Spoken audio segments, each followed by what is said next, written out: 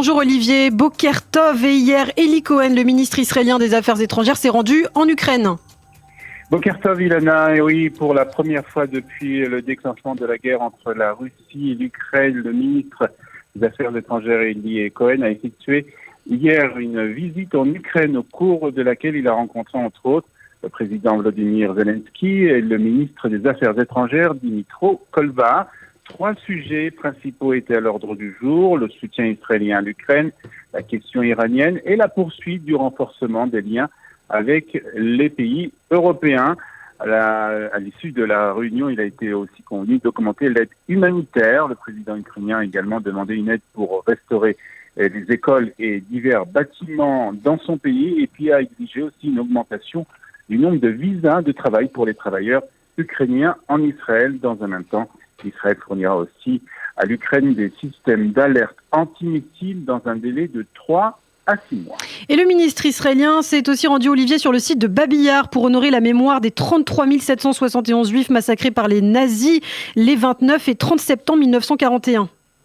Oui, il a participé sur place à une cérémonie commémorative organisée par la communauté juive locale. Il a ensuite planté avec le rabbin de Kiev, le rav Yonatan Markovitch, un arbre en souvenir des victimes. Très ému, Eli Cohen a déclaré: nous nous trouvons en cet endroit si douloureux où plus de 30 000 juifs ont été assassinés à une époque qui a précédé l'adoption de la terrible solution finale qui a conduit à l'extermination de plus de 1,5 million de juifs dans les territoires de l'ancienne URSS. Il s'est ensuite écrié: la Shoah est une tache noire dans l'histoire de l'humanité où nous avons le devoir de rappeler que le meurtre systématique de juifs parce qu'ils sont juifs ne doit jamais se reproduire. Dans le reste de l'actualité en Israël, les opposants à la réforme du système judiciaire ont annoncé une nouvelle journée de manifestation pour lundi prochain. Oui, les organisateurs des manifestations contre la réforme judiciaire ont déclaré que lundi prochain sera une journée nationale de lutte avec des nouvelles manifestations de grande ampleur devant la Knesset, des défilés dans les grandes villes et la fermeture de certaines entreprises. Les manifestations devraient coïncider avec le vote d'une commission de la Knesset sur le projet de loi permettant aux membres de la Knesset donc d'annuler les décisions de la Cour suprême. C'est sans doute le plus dangereux de tous les projets de loi. S'il est proposé au vote des députés et qu'il passe, le débat sera clairement illégitime, ont déclaré les organisateurs des manifestations. Et puis le chef de la Histadrout, Arnon Ben David, a pour sa part déclaré que la fédération syndicale ne fera pas grève ce lundi, appelant les partis opposés à rechercher le compromis conformément à la proposition du président Yitzhak Herzog. Au chapitre économique, le ministre des Finances a annoncé un allègement de certaines taxes, ce qui devrait permettre une baisse des prix. Oui, on l'espère en tout cas. Bezalel Smotrich a signé un arrêté réduisant ou supprimant des taxes à l'importation applicables sur une série de produits.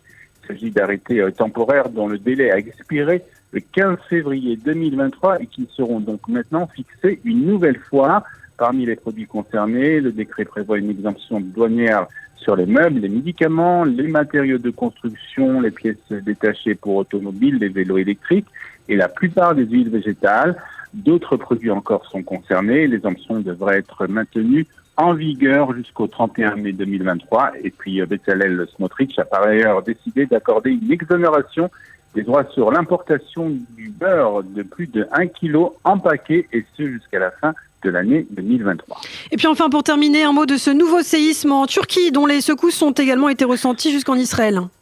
Oui, un tremblement de terre d'une magnitude de 5,2 qui s'est produit donc hier soir en Turquie, 11 jours après ce séisme dévastateur qui a fait plus de 40 000 morts en Turquie et en Syrie. Le séisme a également été ressenti donc dans le nord d'Israël, au Liban et aussi en Syrie.